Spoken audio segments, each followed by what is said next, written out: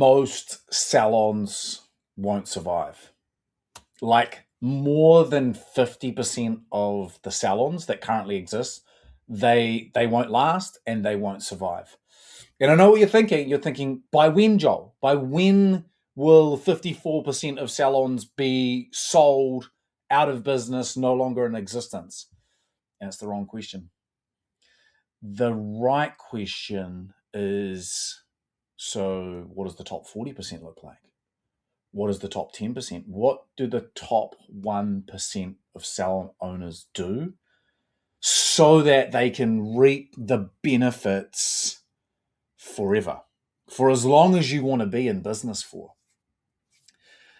I think this is a really important time. Many of you will start to see salons around you, maybe even close to you. You'll see it in the Facebook communities that you're a part of. You'll see people selling and they've had enough and they're frustrated and they're stressed out and they're burnt out and all the things. And an unconscious narrative will start to begin about, oh, there's a lot of people going left. Should I go left too?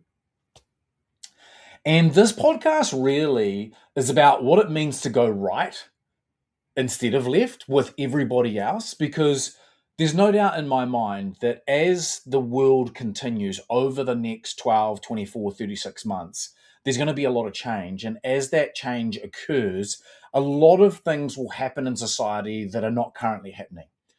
But one thing that I would put the house on is that your clients' beauty and aesthetic needs, your clients' care needs, your clients' confident needs, they won't change. They might change at a micro level, but the need to look good, feel good, and be at my best.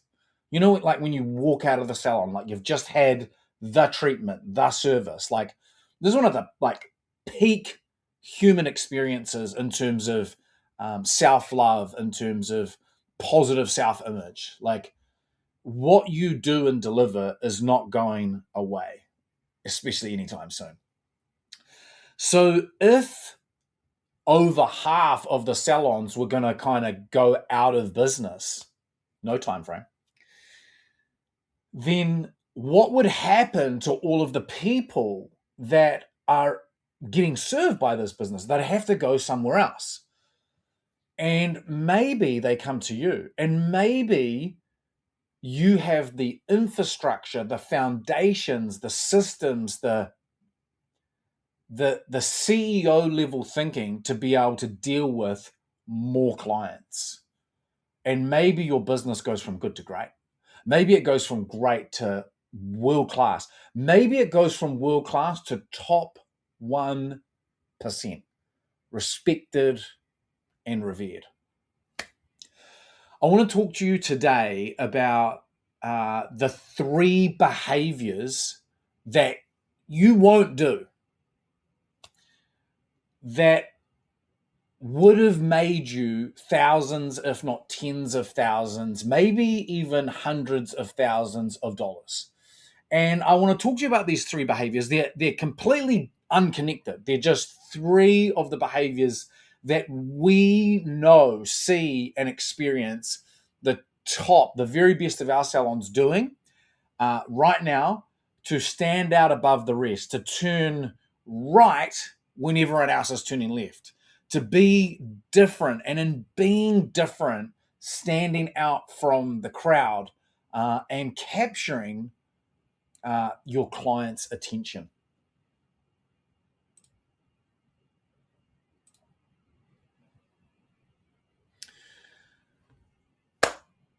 The first of the 3 behaviors is what I would call becoming a communication expert. Now, you don't have to go to school to become a communication expert.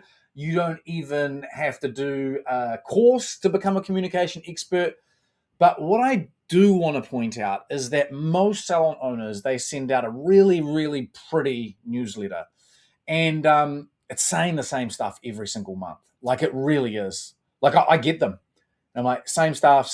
And visually, Like my unconscious mind, it views it and it's like it's the same as before.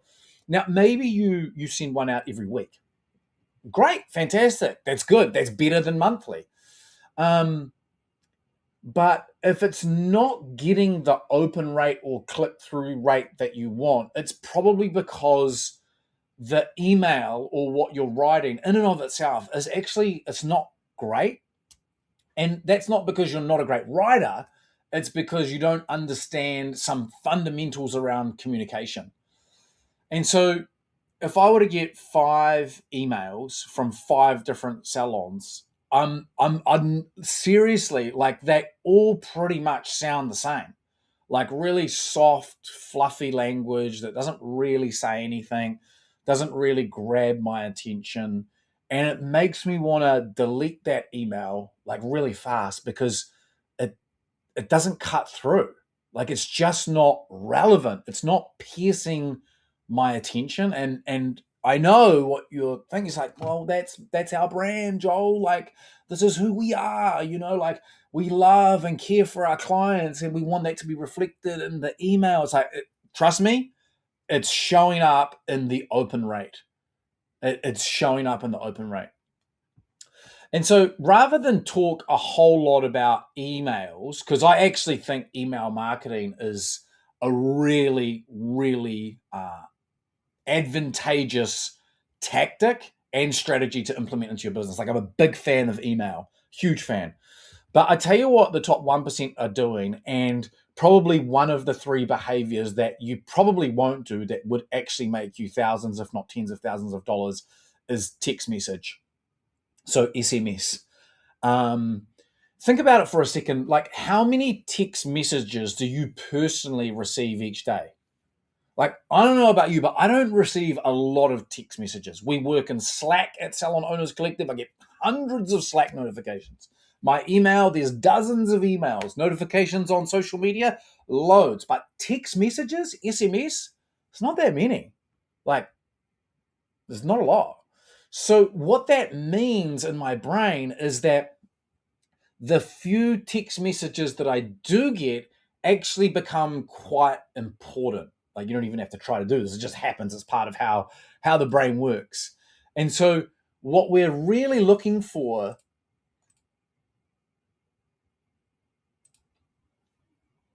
is how do you send a text message that captures your ideal client's attention at the right time and gets them booked into the thing or buying the thing. And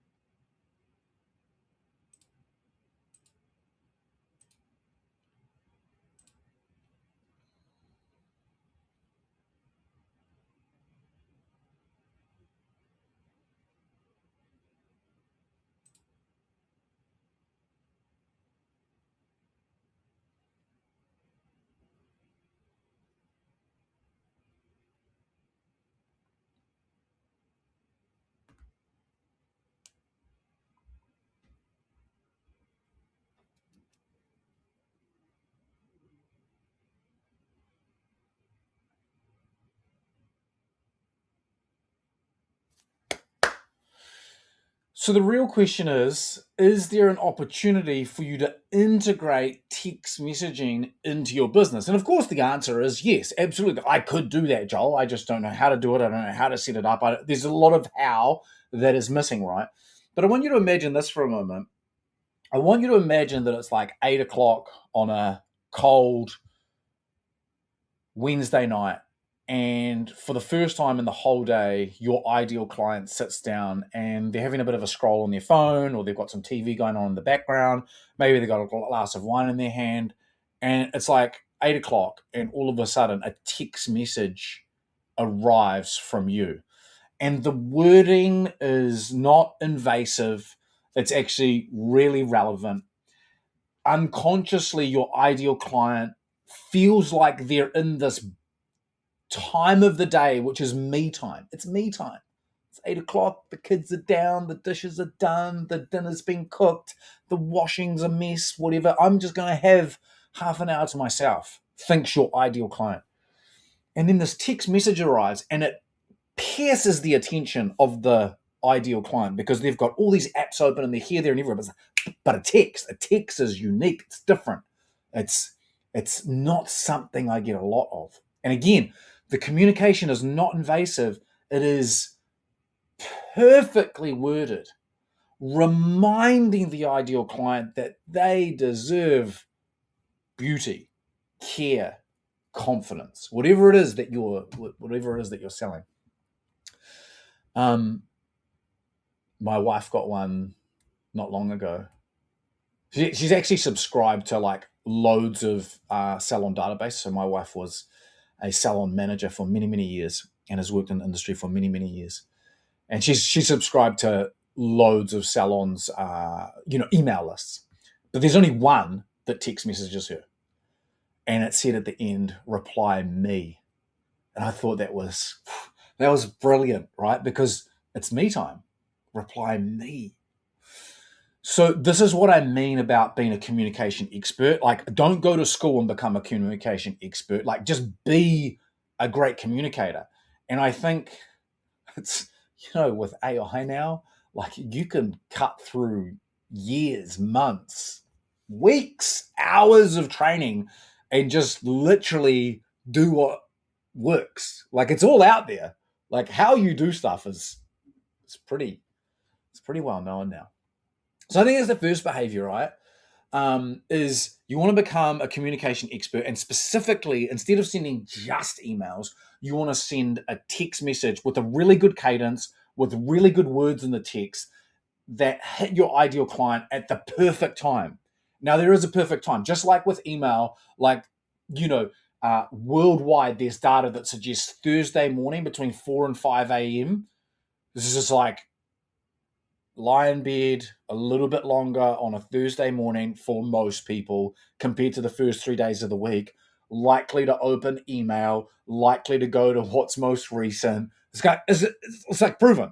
There's data that backs that up. The same is true with text. And I think sending out a really well thought out cadence of text messages, not every week, at the right time, to the right person, with the right words, could transform your business, whether you're selling, a VIP night, a membership, a killer offer that you're running at the moment, whatever it is. I really do believe that text message is part of the top 1% behaviors. Okay, number two behavior that you probably won't do that would make you thousands and thousands of dollars. Number 2 is you've got to make the numbers for your team easy. You've got to make the numbers for your team easy. Now, I know what you're thinking, Joel. I'm not even that good with numbers. Like, in fact, I run that way when the numbers are coming this way.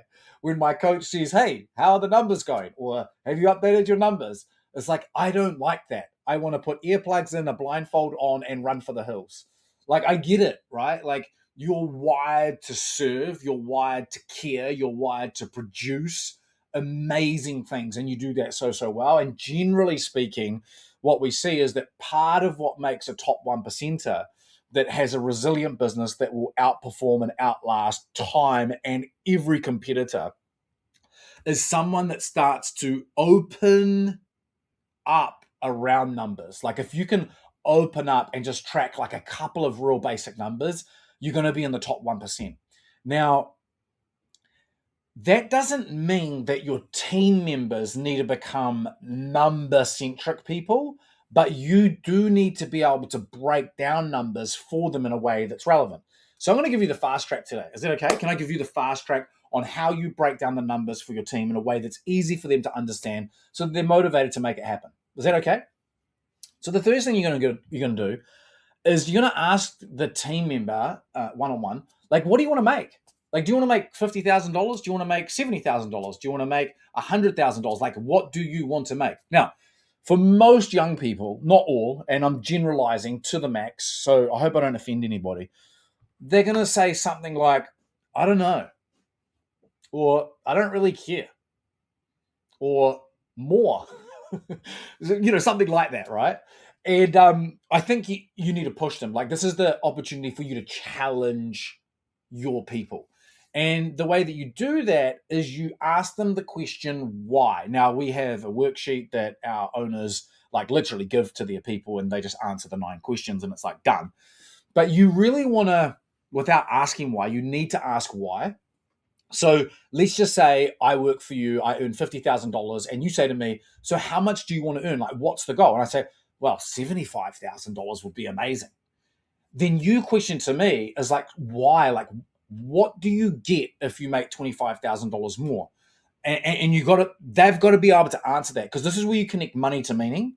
And this is the problem: is most people are messed up around money, like including yourself, including myself. Like 99% of people are messed up around money. Some of us are better than others, but generally all of us are messed up. So we avoid the topic, like religion, like politics, like talking about ourselves. We just never go there, right?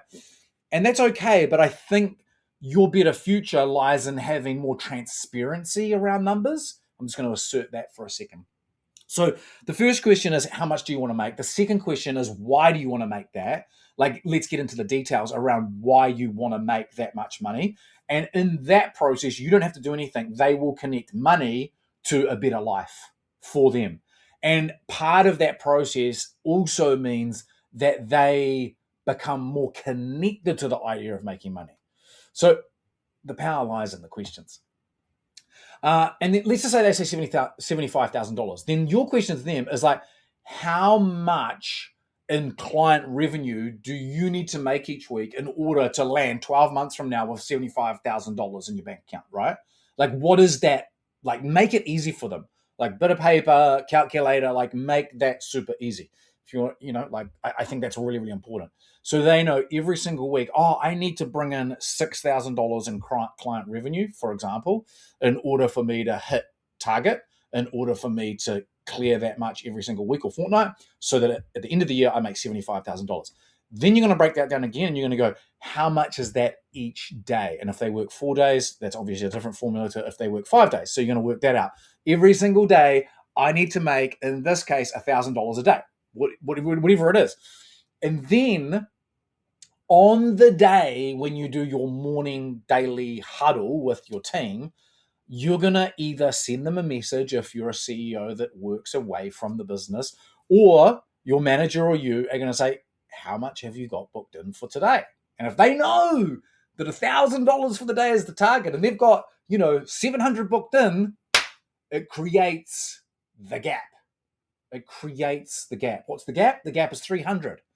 And then we go, okay, like, let's just think creatively here. What could you do in order to close the gap and turn the 700 into 1,000 so that there is no gap, that the 300 is made? What are the things that you could do?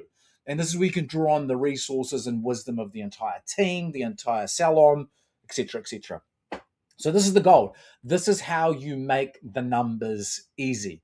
It's simple, and simplicity is what scales. So if you've got a team of 4 and eventually you want a team of 8 or 12 and you want to make $1 million or have $200,000 salary, you want 6 weeks off a year where revenue and also your culture don't dip while you're away. Like, these are the things that you need to be thinking about. How do I make numbers really, really simple for my team in a way that they're bought into the numbers? And that process there is certainly something that you should consider and think about. Can I tell you a quick story? I'm not going to mention any names, but there was a salon owner that sent out a text message to 4 of her team members, and the message that she sent out was, "This is how much you've got booked in for today, and this is how much you need to make in addition to what you've got booked in order to hit your target for the day." Now, of the 4 people that she sent it to, 3 of them opened the text message and saw it before the start of the workday. 1 of them didn't open it and see it before the start of the workday. The 3 that opened it ended up hitting their target that day. They closed the gap.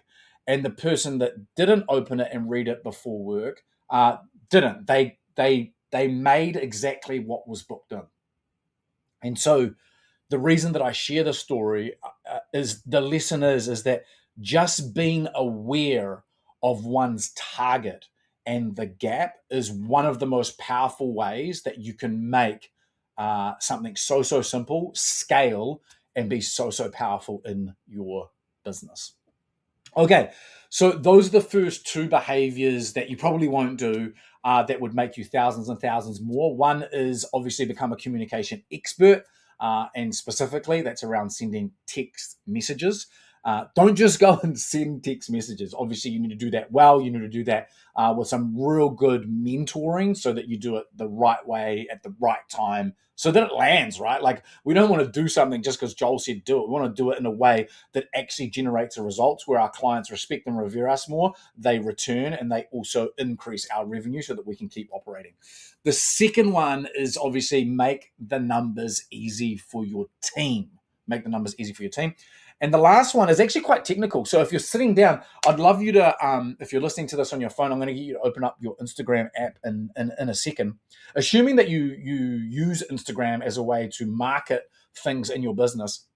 And I want to talk really briefly about the power of social media or social content. And I reckon there's a lot of noise out there around this. And I think being a top 1% salon, first of all, you need to be profitable. And if you're profitable, then I think that it's a really good idea to employ someone either short-term, like casual, part-time, and eventually maybe even full-time, that is in charge of content, capturing content, creating content, as in editing it quickly, and then managing the results of that content. Those are kind of like the three parts. And I'm going to tell you why. At different times in your business, you're going to need to sell people who are on social media. You're going to need to sell them on a job that's available in your salon, on an idea that you want people to buy into, on a problem that they may be experiencing with their hair or with their skin, on a membership that you've got available that you want to sell more of, on a VIP night where you're looking to create more content, but also maybe even connect people more to your brand and to your business, and so many other things. Like, you're in the business of attention and selling things that people really need. And in order to do that, you can, old school, put up a billboard, which I know you're not going to do that. And even if you did, like, that's not a terrible idea. Like, people are looking at billboards. But I would say that I would say that the most important thing that you can do is get really good at content. Now, I don't mean change your entire job role, but I do mean become profitable, hire someone to edit, capture, and distribute content for your salon, like someone that's not busy in your salon, someone that has a block around working with clients, but is really savvy and good with their phone. Like, you watch them on their phone and they're just like, oh my gosh, this person is like fast and savvy and really efficient. Like, this is some of the power of the people that you've got on your team. And you want them to produce content like in like high volumes. So when I say high volumes, like, it's probably going to start off with like a reel a week, and then it's going to be a reel a day, and then it's going to be a reel every 3 to 6 hours. And it might even become more than that. But if you're trying to sell something like a killer offer or more of the service or your brand awareness, or like I said, a VIP night or whatever it is, one of the fastest ways that you can do that is through content. So with all of that being said, how do I actually do that? What do I need to do, Joel? Like, what's the thing? So I want you to open up your Instagram app, and I want you to go to your main profile, and along the lowest bar, there's kind of like your feed, and then there's like, I think, reels. But I want you to go to the area, I think it's the third tab along, where it just shows you the amount of eyeballs on your reels. So it's just got your reels. The problem with static posts is it doesn't measure something that's really important for getting your content in front of like 10 times more eyeballs than you need to at the moment. So what we're going to do is, let's just say you want to hire somebody You obviously create a job and you put it on whatever your local country's platform is, and you spend like $800 or whatever it may be, and nothing happens. And you're like, damn. So what I'm suggesting is that actually the person that you need to come into your business is spending 1 minute a week on average on that platform where that job's been advertised. And by contrast, 300 minutes a week on Instagram.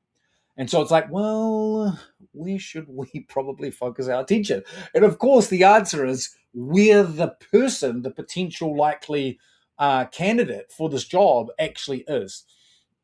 And so what we want to do is we want you to post a reel, not a carousel, not a static post, not a video, a reel. And the reason why we want you to post a reel is because at the moment, the algorithm rewards reels. And I know that's a real generalization. And if you're a social media expert, you'd be like, what the hell is Joel talking about? But hear me out. So when you post a reel, most people are like, how many people have looked at it? Or they're looking at the amount of likes, the engagement metric, the comments, or the shares. Now, all of those are useful to some extent, but they are not the major metric that you need to unlock wild levels of success in terms of getting the thing you're trying to sell, whether it's a job or a VIP night or a new killer offer or a new service or a column that has just opened up because you've got a new team member, whatever it is that you're trying to sell, you do this through effective reels. And none of those metrics that I just mentioned are going to get you there because you're actually tracking the wrong thing. You're looking at the wrong number. So what we're looking for, and you can see this when you click into any reel in the back end, is you're looking for the average watch time of the reel. So let's just say you've got a reel and it's 10 seconds long, okay? And in that reel, it links them to the job advert that's available. But in that 10-second reel, the average watch time, we want that to be over 7 seconds. Said another way, we want it to be over 70%, okay? So if you have a reel and the average watch time is over 70%, it's good. It's good. Give yourself a high five. You can finally you look in the mirror and go like, I did a good job. I created some good content. If it's below 70%, there might be some good things about it, but overall, the platform is not rewarding you for that piece of content. Like it's not that great. Now, it's not the only metric that matters, but that is the gold standard, the average watch time. And so that would be my encouragement is to, number one, start making a reel. Just make a reel. You make a reel, you're probably going to spend 3 hours editing it. This is what I tell all of the owners that I get to work with is like, don't go for perfect. The concept, get the concept perfect, but the execution doesn't need to be perfect. You're like, but my brand, Joe, it's so perfect. And, the letters and the vibe and the color palette. It's like, forget all of that. Attention and cutting through attention, stopping the scroll, that's what matters, right? And you can always, like, at the end of the reel, have like a half a second like visual of your brand, logo, colors, whatever the case may be. But most of the work is done in the first half of any reel, like the first couple of seconds, the first 5 seconds. So number one is we want to create a reel. You can do that. I know you can do that. Don't make it perfect. Make the concept perfect. The concept is I need to create some content that gets people to watch it for more than 70% of the time of the reel. Now, don't do a reel over 20 seconds. Like, it's not going to do well. Like, I'd be like 15 seconds and under, 10 seconds even better. Yeah? And you want to really, really focus on a really good hook. Obviously, that's kind of like the most important thing because that's going to get people staying longer than the first second or two.